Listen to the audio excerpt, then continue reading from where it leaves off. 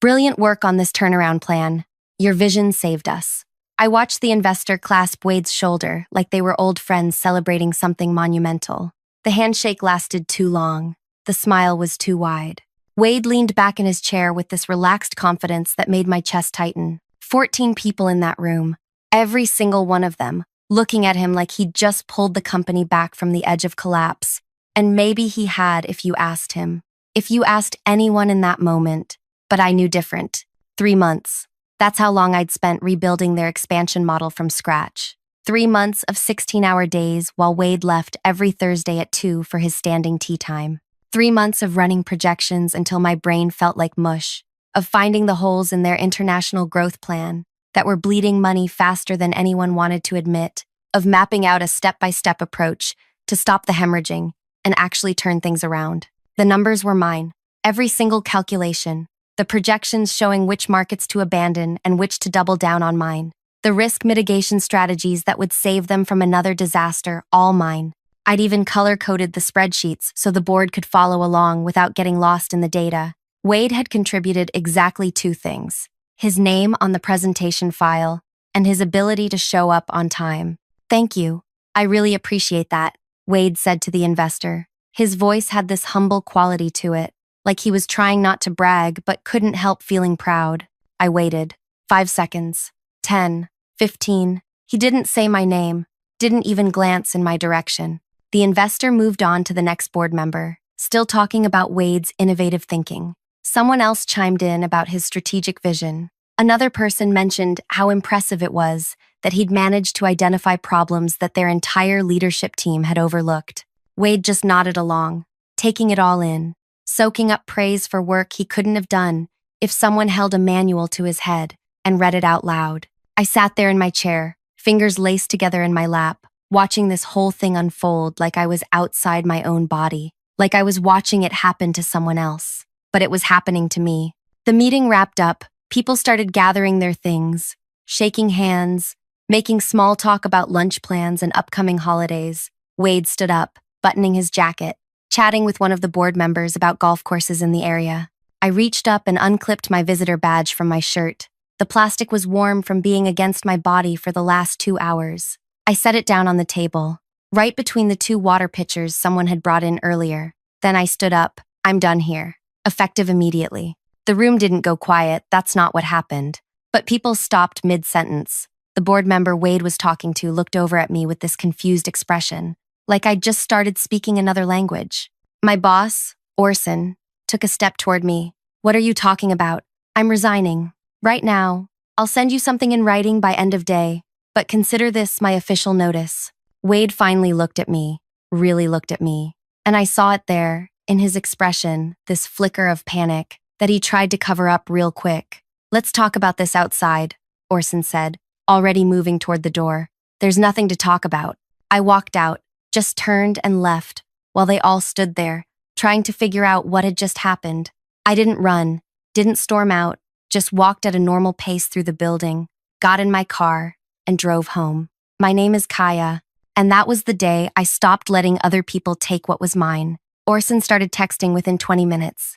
Then the messages turned into calls. I let the first few go to voicemail, but by the 17th attempt, I picked up just to make it stop. You're overreacting, he said.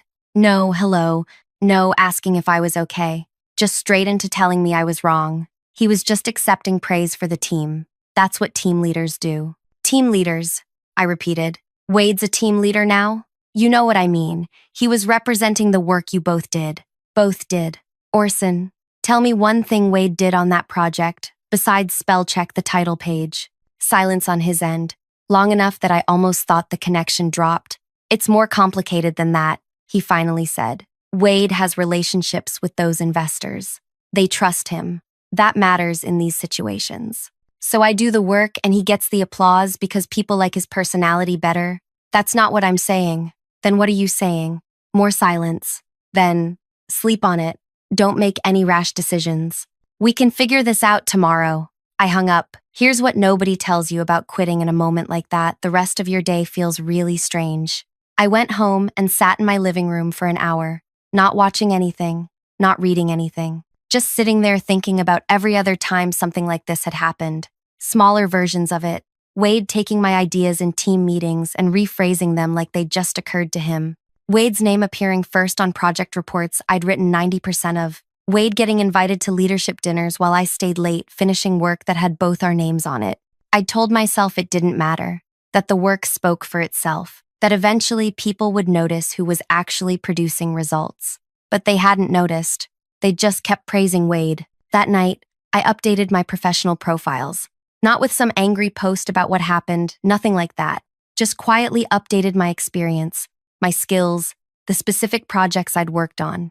I made sure every turnaround strategy I'd developed was listed under my name, with details about the outcomes. Then I went to bed. The next morning, I woke up to 3 messages from people I'd never met. Investment managers, at different groups. They'd seen my profile updates. They'd heard about the turnaround model I'd built, and they wanted to know if I was available to help with their struggling acquisitions. At first, I thought maybe Orson had sent them my way as some kind of peace offering, but when I talked to the first one, he mentioned he'd been trying to track me down for weeks after hearing about my work through industry contacts. "We've got a similar situation," he told me. "Company that expanded too fast, burning money in the wrong markets. I heard you're the person who knows how to fix this kind of thing." "Where did you hear that?" "People talk. Your model's been making the rounds in our circles. Everyone wants to know who built it. Not Wade's name, mine." Before I continue further, thank you for listening to my story. It means everything to have you here. If you're listening while commuting, working, or just taking a moment for yourself, I see you. Drop a comment and let me know where you're listening from. I'd love to know where in the world you are. Now back to the story. By the end of that first week, I had 7 different investment groups asking me to consult on their failing portfolios. They didn't want someone to just patch problems. They wanted someone who could look at a broken expansion strategy and rebuild it from the ground up. That was my specialty, the thing I'd gotten good at over years of fixing other people's messes. I started saying yes, 1 project at a time, at first, then 2 at once, then 5. The work was intense, but in a different way than before.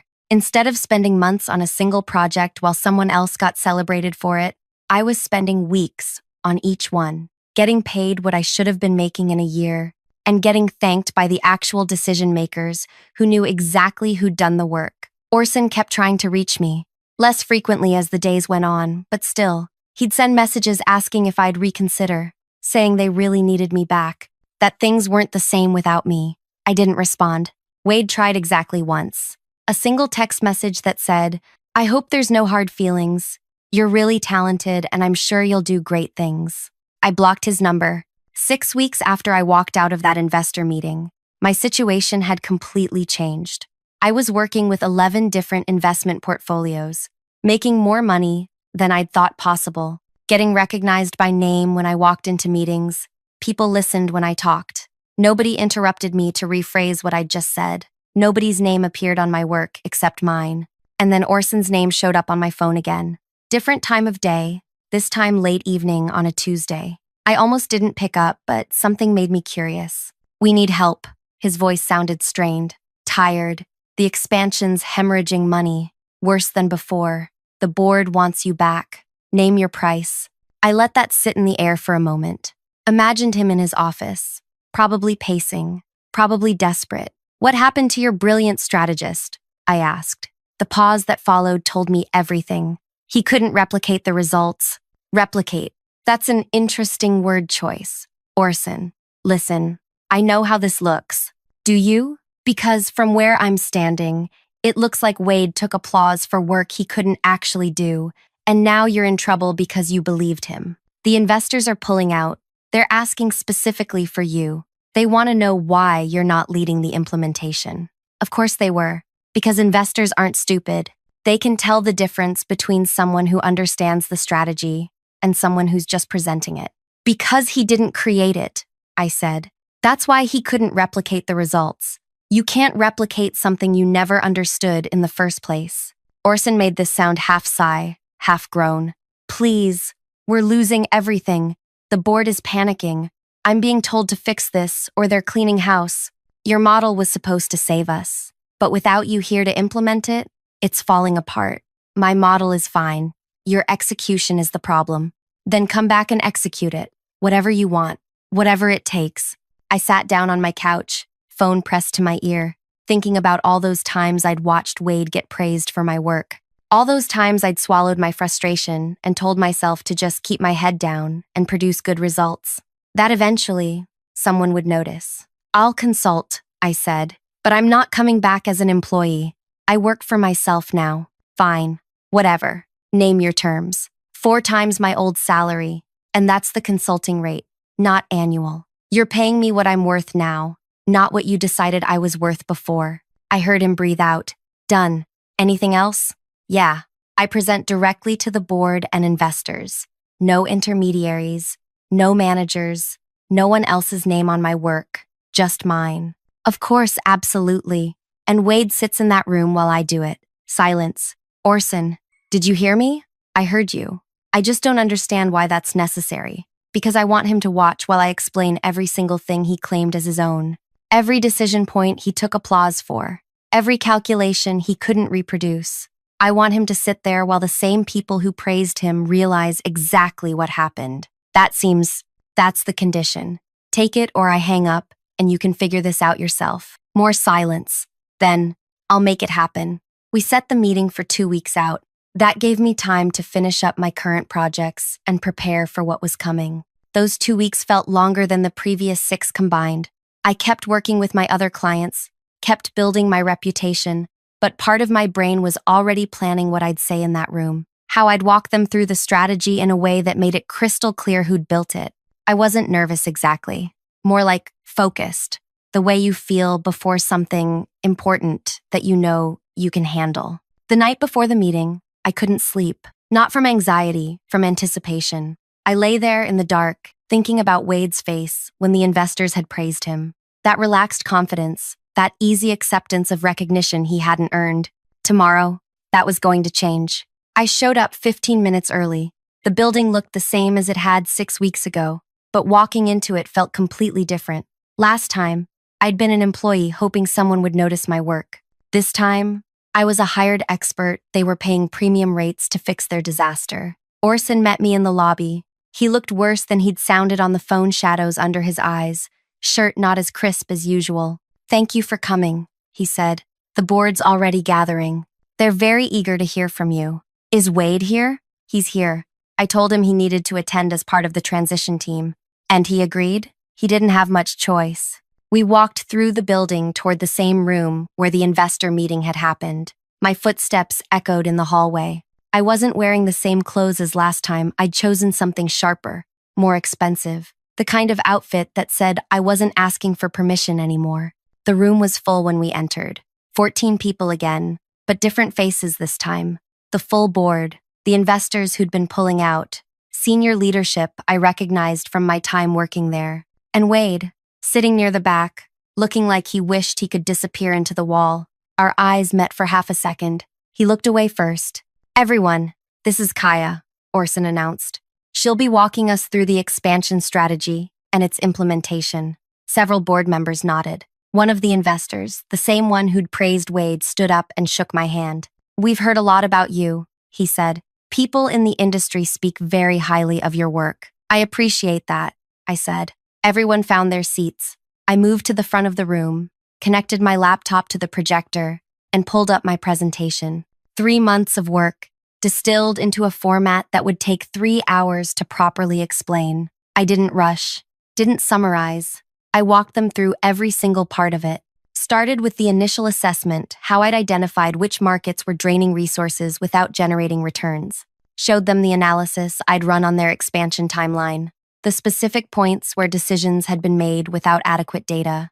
Explained exactly how I'd rebuilt their model from the ground up. This section here, I said, pointing to a particularly complex projection, required understanding the local banking regulations in 4 different countries. I spent 2 weeks just researching compliance requirements, because one mistake here would have meant legal exposure worth millions. One of the board members leaned forward. Wade, did you help with this part? I didn't look at Wade, kept my focus on the board member. I worked on this section alone. It required specific knowledge of international finance law. Wade stayed quiet. I moved to the next part. the risk mitigation strategies, the market-by-market breakdown of where to pull back and where to invest more heavily, the timeline for implementation that would minimize disruption while maximizing recovery. The key insight here, I explained, was recognizing that the problem wasn't the expansion itself, it was the pace and targeting. You'd moved into markets that required 3 to 5 years of relationship building before profitability, but you were expecting returns in 18 months. That mismatch was killing you. The same investor who'd praised Wade was taking notes now, really engaged, asking questions about specific data points. How did you identify which markets had the longer timeline? He asked. Historical analysis of similar expansions in the same regions, cross-referenced with local economic reports and competitor performance. It took about 40 hours of research, but once the pattern became clear, the recommendations followed naturally. Another board member spoke up. And the implementation plan? How confident are you that this will work? The model's sound. The issue you've been having is execution. The strategy requires someone who understands not just what to do, but why each step matters and how they connect. You can't follow it like a recipe. You have to understand the underlying principles, which is why it wasn't working, one of the investors said slowly, realization dawning. We thought we could just follow the plan, but without understanding the reasoning behind it.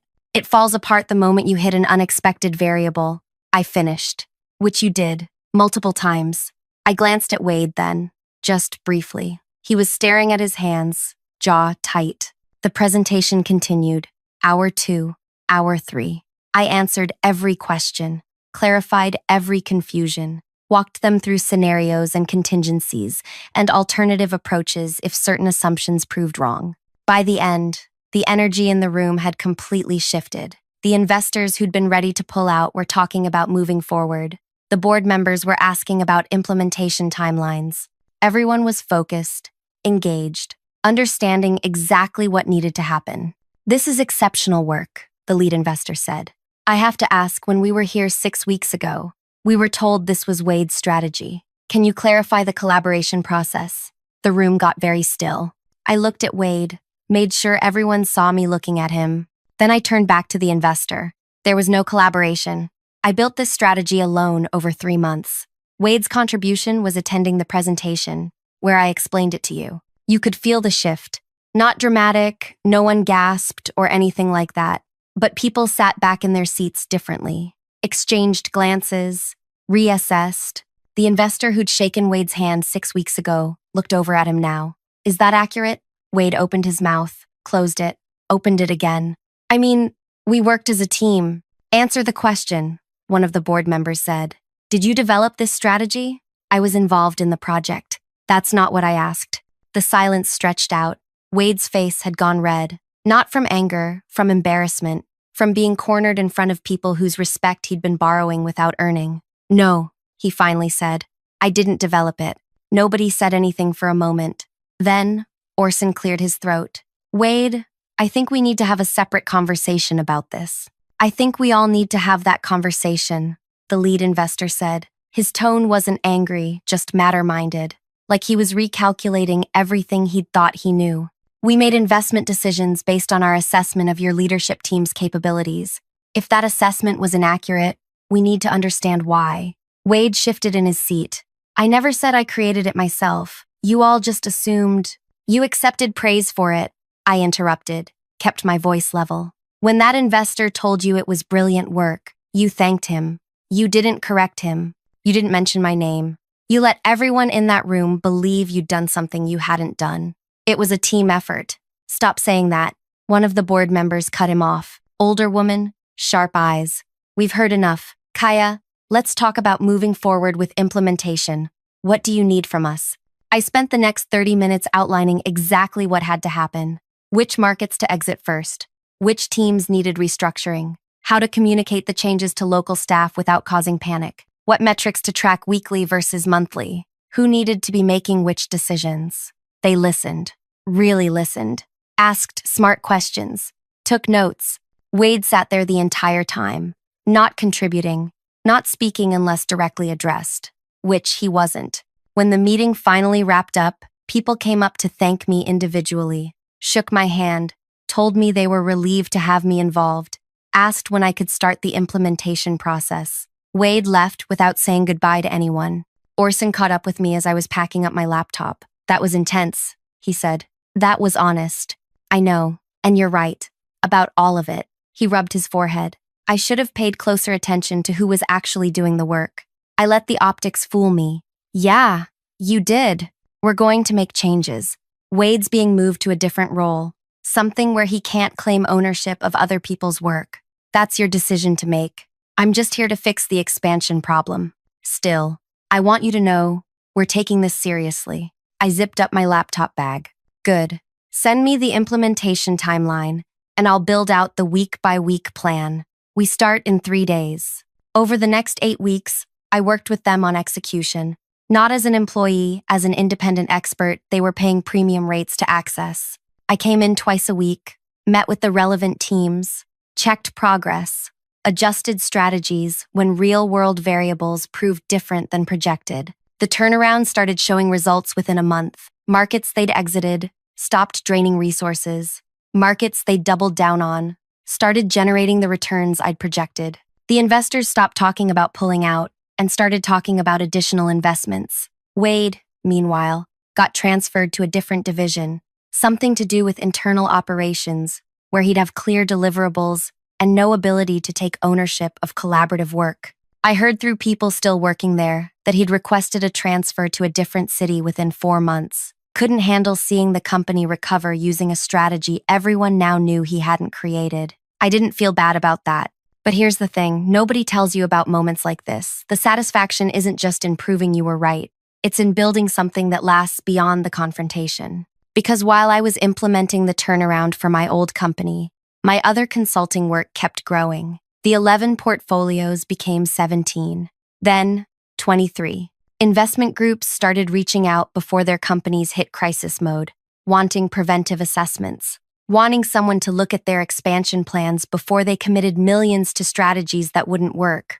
I started turning down projects, not because I couldn't handle them, but because I realized I didn't have to say yes to everything anymore. I could choose work that interested me, work with people who respected expertise, work where my name stayed attached to what I built.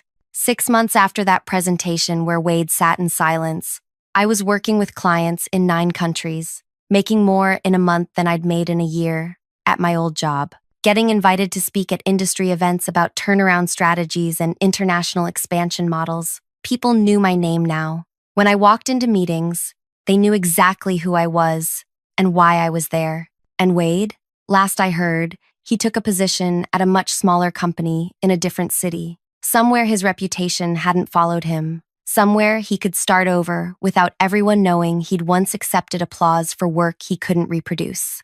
I didn't keep tabs on him deliberately. Information just filtered back through mutual contacts. The industry's smaller than people think. One afternoon, about 8 months after everything went down, I got a message from someone I didn't recognize. Investment manager at a group I'd never worked with. I hope this doesn't come across wrong, the message said. But I wanted you to know that we were about to hire someone for a senior strategy role, and during the reference checks, we heard some concerning things about credit attribution issues. Just wanted to say thank you for being public about what happened. It helped us avoid making a bad hire. I stared at that message for a long time. Then I wrote back, "Who were you about to hire?" Someone named Wade. He interviewed really well, but when we dug deeper, the story started falling apart. So that's how it worked. Not just the immediate consequences of being exposed in that boardroom, but the long-term reality that in specialized industries, people talk, they remember, they pass information along when it matters. Wade's ability to coast on other people's work had ended that day in the presentation, not just at one company, but everywhere that reputation mattered. I didn't ruin his career. He'd done that himself by choosing to accept praise he hadn't earned. I just made sure the truth was visible. My consulting work continued growing. By the end of the first year, I'd worked with 38 different portfolios, some short-term assessments, some long-term implementations, all of them paying me rates that reflected actual value, not whatever budget calculation someone in leadership had decided was appropriate. I hired help eventually, not employees, other independent experts who specialized in areas I didn't. We collaborated on larger projects, always with clear attribution for who contributed what. Nobody's name appeared on work they hadn't done. Nobody got praised for someone else's thinking. It sounds simple, but apparently it's revolutionary. The company where everything went down stabilized completely. Their expansion strategy worked. They recovered their losses and started growing sustainably. Orson sent me a message about a year after that confrontation presentation, saying the board had specifically mentioned my work in their annual report. Asked if I wanted to be listed as a strategic advisor. I said yes, with my full name, with accurate descriptions of what I'd actually done. Wade never reached out, not to apologize, not to explain, not to acknowledge anything. And honestly, I preferred it that way. Some people never develop the self-awareness to understand what they did wrong. They just move on and hope nobody remembers. But people remember. 2 years after I walked out of that investor meeting, I was keynoting at a major industry event, talking about turnaround strategies and sustainable growth models. 700 people in the audience. Questions afterward that showed people had really understood the material. As I was leaving the stage, someone stopped me. Older man, investor type. That presentation you gave 2 years ago, he said. The one where you exposed the credit theft. I was in the room. I remembered him. One of the board members who'd asked Wade directly if he'd developed the strategy. I wanted to tell you something, he continued. After that meeting, our board implemented new policies about attribution and recognition. We require detailed contribution logs on major projects now. We verify claims during presentations. What you did changed how we operate. That's good, I said. That's really good. It wasn't comfortable at the time, but it needed to happen. So thank you. He walked away before I could respond. I stood there in the empty auditorium, thinking about that moment when I'd placed my visitor badge on the table and walked out, how it had felt like destroying something I'd built, how I hadn't known what would come next. But what came next was better. Not easier, better, more honest, more sustainable, more mine. 3 years in, my consulting practice was established enough that I could afford to be selective. I took on projects that challenged me, turned down work that felt repetitive, started mentoring younger professionals who were dealing with similar credit theft situations, helping them document their work and advocate for themselves. Some of them asked if they should quit like I did. Only if you're ready to build something yourself, I told them. Don't quit to make a point. Quit because you know you can do better somewhere else. Not everyone was ready for that. Some stayed and fought within their companies. Some moved to different organizations. Some started their own practices, like I had. But they all learned the same lesson I'd learned. Your work has to be undeniably yours. Document it. Make sure people know who built what. Don't wait for someone to notice. Make it visible. Wade's name stopped coming up in industry conversations. He'd become one of those people who'd had a moment of visibility and then faded into the background. Working somewhere, doing something, but not making waves, not getting recognition. And me? I built exactly what I'd wanted. A practice where I got paid what I was worth, where my name stayed attached to my thinking, where I could choose who I worked with and what problems I solved.